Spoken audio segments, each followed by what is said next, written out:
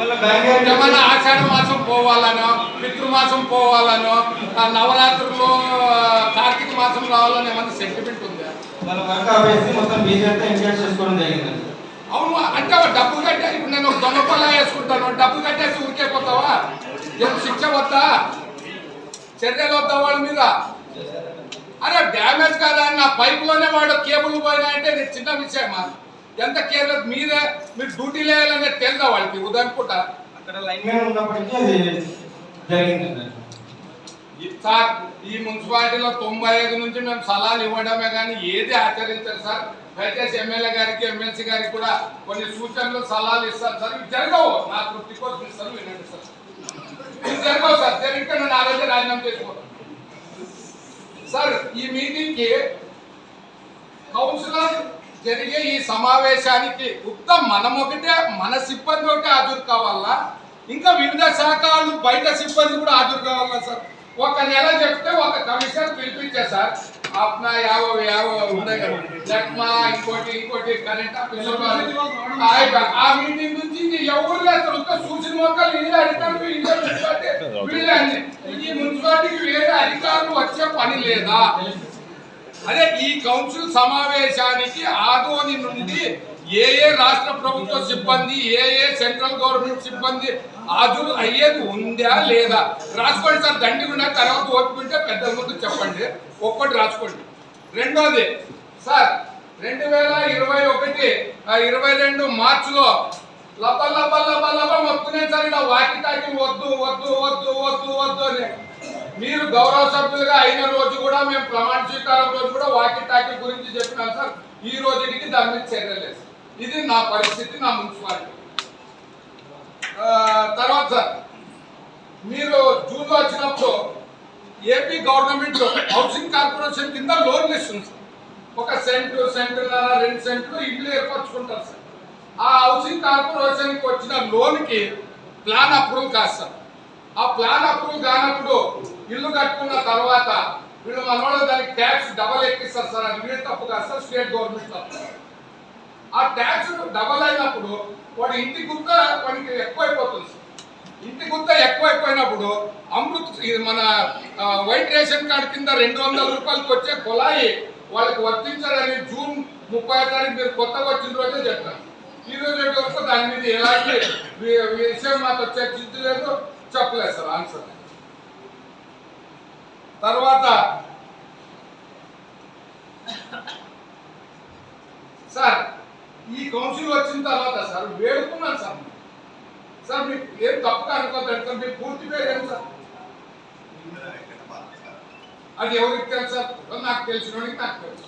అమ్మ మీ పూర్తి పేరు ఏమన్నా సార్? పూర్తి పేరు సార్ 2021 మార్చిలో ప్రమాణ స్వీకారం చేసిన తర్వాత పాత గౌరవ సభ్యులు ఉన్నా, విలేకరులు ఉన్నా జ్ఞాపకం ఉంటారు సార్.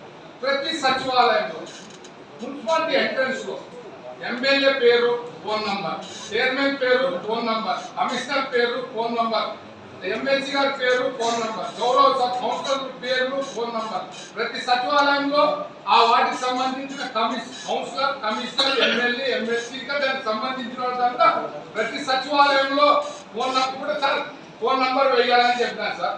మీ పార్టీలో మన కొత్తగా చేరిన బీమా కాంట్రాక్టర్ పాపం చేసి ఇచ్చిన అవి ఎంతో చెత్తపుట్టిలో పాడేస్తే లాస్ట్ గా వాపస్ తీసుకుంటారు. ఏం మాట్లాడడం నేను తప్ప సార్. ఇప్పుడు మీరు మీ కోసం పబ్లిక్ వస్తారు సార్, ఎమ్మెల్సీ గారి కోసం వస్తారు, చైర్మన్ గారి కోసం వస్తారు. ఫోన్ నెంబర్ ఎవరిని అడగాలి సార్? కమిషనర్ గారి కోసం వస్తారు, ఫోన్ నెంబర్ ఎవరిని అడగాల? సచివాలయానికి వస్తారు, అక్కడ కౌన్సిలర్ ఫోన్ నెంబర్ ఎవరిని అడగాల? వెయ్యండి అంటే మీకు ఏం బరువు నాకు తెలుసు సార్. చేపించింది కాదంటే మీరు బీమాని అడగండి. 1.5 లక్షలు ఆయన చేతిలో పెట్టి కార్డు చేపించుకుని వస్తే వీళ్ళు ఎవరు పట్టించుకోకపోతే సిబ్బంది రిటర్న్ తీసుకుంటారు. కాబట్టి మీరు కనుక్కోండి సార్. తర్వాత సార్, నా వయసు ఇప్పుడు 54 సార్. 2024కి 34 ఏళ్ళు ఉండేది సార్. ఇప్పుడు 54 అంటే 20 ఏళ్ళు దగ్గర. కొత్తగా 2004లో ఎస్ఎస్ ట్యాంక్ ఓపెన్ అయినప్పుడు మా మామ ఇప్పుడు నవ్వుతాడు వైస్ చైర్మన్, ఎందుకంటే గతంలో కూడా ఆయన ఎగతాలు చేస్తున్నారు సార్. మీకు కూడా చెప్పాను సార్, జూన్ 30 2004లో రిక్వెస్ట్ చేసుకున్నాను సార్. 2004 నుంచి మీకు మన ఈ ఆదోనికి ఎక్కడి నుంచి నీళ్ళు వస్తాయి? ఎన్ని సమ్మర్ స్టోరేజ్ ట్యాంకులు ఉన్నాయి, ఆ సమ్మర్ స్టోరేజ్ ట్యాంక్ నుంచి ఏ ట్యాంకులు నీళ్లు పోతాయి, ఎన్ని పైప్ లైన్లు ఉన్నాయి, ఒకటి చెడిపోతే ఇంకోటి చేపించుకోవడానికి వస్తుందా, ఒక సిడి చేసి పెట్టండి అని మీ సంవత్సరంలో చెప్పినా సార్. 2004 నుంచి చెప్తున్నారు సార్. వీళ్ళు ఎంత మాత్రం శ్రద్ధ ఉన్నారో మీరే ఆలోచించండి సార్. దీనికి ఒక చిన్న ఉదాహరణ సార్. సార్ నేను జడ్సెస్ స్కూల్ ఎదురుగా 5th రోడ్లో నివసిస్తున్నాను సార్. నేను 13 ఏళ్ళు అయింది సార్. 2019లోనో 20లోనో ఇదే రాజశేఖర రెడ్డి ఏఈగా ఉన్నప్పుడు సిమెంట్ పైపులు తీసి నల్లవి ప్లాస్టిక్ పైపులు వేసేసారు. ఒక 1/2 కిలోమీటర్ కూడా వేయలేదు సార్ నల్లవి ప్లాస్టిక్ పైపు. దాంట్లో మొన్న మా ఇంటి లైన్ కొంచెం పొల్యూషన్ వాటర్ వస్తాయంటే 1/2 కిలోమీటర్ ఈ ఏఈ ఉన్నప్పుడు నేను కౌన్సిలర్గా ఉన్నప్పుడు వేసిన పైప్ లైనే ఎండింగ్ స్టేజ్ మీద దొరకలేదు సార్. యాడ ఎండ్ అయిందని వీళ్ళు దొరకలేకుంటే నా ప్రజల్లో మధ్యన పొక్కింగ్ పెట్టి పగులు కొట్టి అక్కడ దాన్ని ప్రాబ్లం సాల్వ్ చేశారు. అంటే 5-6 సంవత్సరాల కింద వేసిన పైప్ లైన్కే ఒక మ్యాపింగ్ లేదు సార్. ఇంకా భవిష్యత్తులో రిటైర్డ్ అవుతుంటారు, మేము మాజీలు అవుతుంటాము, వచ్చిన స్టాఫ్ ఎక్కడో ఉంటారు, వాళ్ళకేం తెలుస్తుంది సార్. అంటే ఎక్కడ దొరకకుండా అక్కడ పైపులు డ్యామేజ్ చేసుకుంటూ పోయేది. 2004 నుంచి అడుగుతున్నాను సార్. మీ సంవత్సరంలో కూడా ఇది జూన్ 30కి అడిగినాను సార్. 4 నెలల నుంచి మీరు కొంచెం కూడా స్పర్శ చేస్తారు. వాళ్ళు ఇష్టం సార్, మీ ఇష్టం, పెద్దలు ఇష్టం లేదు లేదమ్మా. పోయినా కూడా తీసుకున్నా సార్. ఒక 250-300 మినీ వాటర్ ట్యాంక్స్ ఉన్నాయి. వాటికి 4 నుంచి 1 HP 1.5 HP అమర్చి ట్యాంక్లో నీళ్లు పడేటట్టు చేసి ప్రజలకు అవి ఏ రోజు క్లీన్ చేసినారో ఇంతవరకు నాకు తెలుసు. రెండోది 250-300 మినీ ట్యాంకులు ఉన్నప్పుడు స్పేర్గా ఒక 2 మోటార్లు వద్దా సార్. నా వాటర్ కాలిపోతుంది సార్.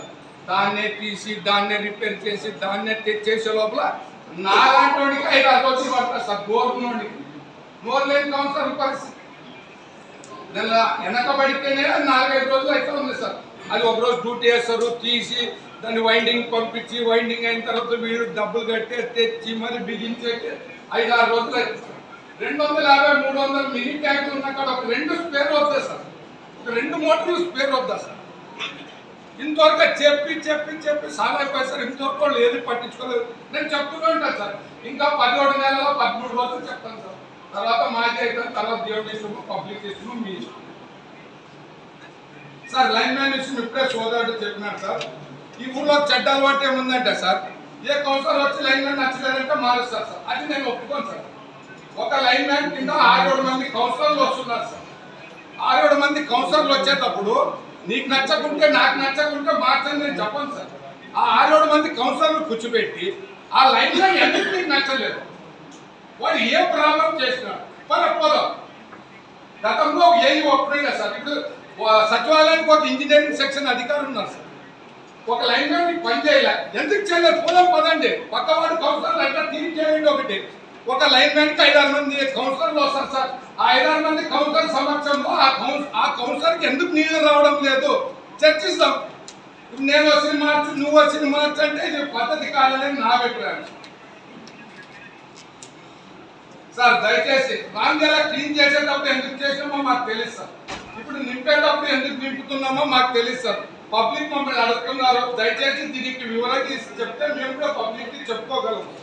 అలాగే మా ఆదంలో సార్ సైడ్ సీన్స్ ఏం లేవు సార్.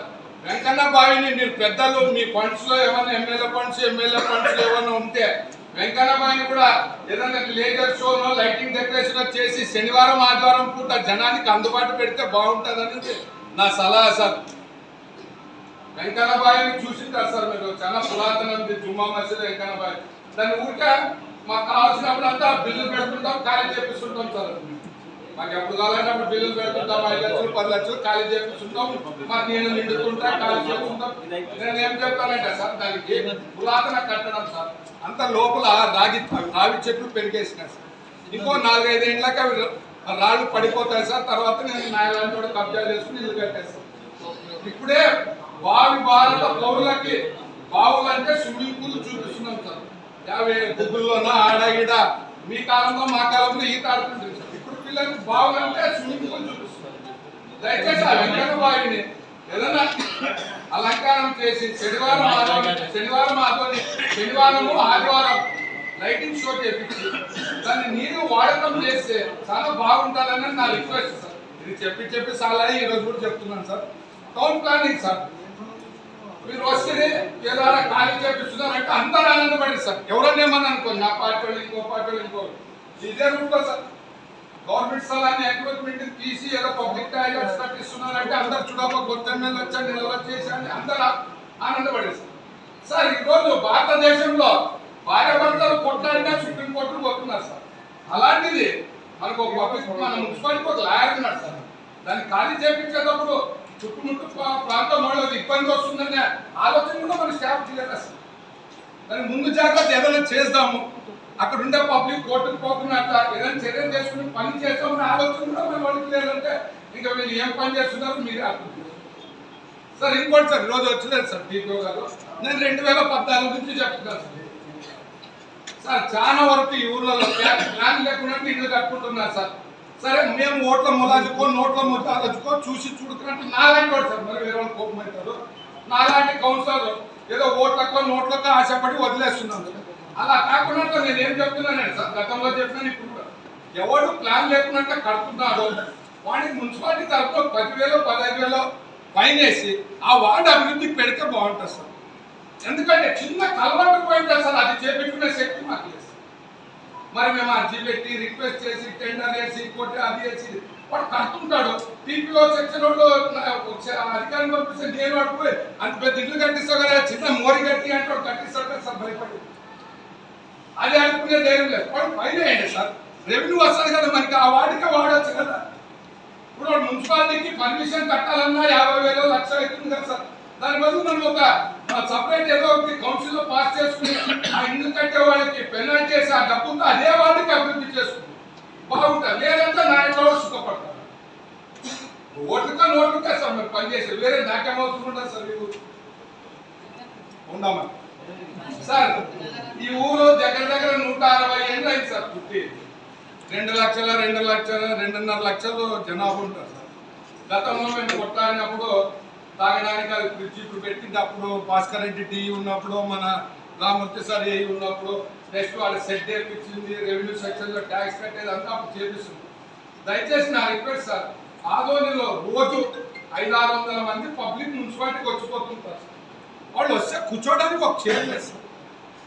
వాళ్ళు ఈరోజు ఓట్లు వేస్తే మేము అంతా ఇక్కడ ఉన్నాము, వాళ్ళు ట్యాక్స్ కడితే వీళ్ళందరూ అక్కడ ఉన్నారు. ఆదోని ప్రజలు వస్తే కూర్చోడానికి 10 కుర్చీలు లేవు సార్ బయట.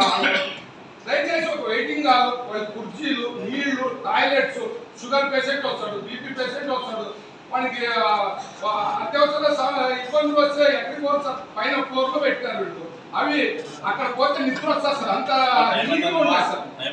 అక్కడ టాయిలెట్స్ ఈ కింద 2nd ఫ్లోర్ 3rd ఫ్లోర్ లో ఆ టాయిలెట్స్ లో పోతే బయటికి రావాలనిపిస్తారు. అంత శుభ్రంగా సువాసన సూపర్ గా ఉంటుంది. దయచేసి మనల్ని ఈ స్థాయికి తెచ్చిన పబ్లిక్ గురించి ఆలోచించి వాళ్ళకి ఒక వెయిటింగ్ హాల్, ఒక 50 కుర్చీలు వేపించి, నీళ్ల సౌకర్యము, వాళ్ళకి ఒక ఫ్యాన్ సౌకర్యం అన్ని కల్పించాలని కోరుతున్నారు సార్. వీటిని మీరు సమాధానం చెప్తే సంతోషం, చెప్పలేకుండా సంతోషం. జరగవచ్చు ఇంకా 17 నెలల 13 రోజులు చెప్తారు తర్వాత.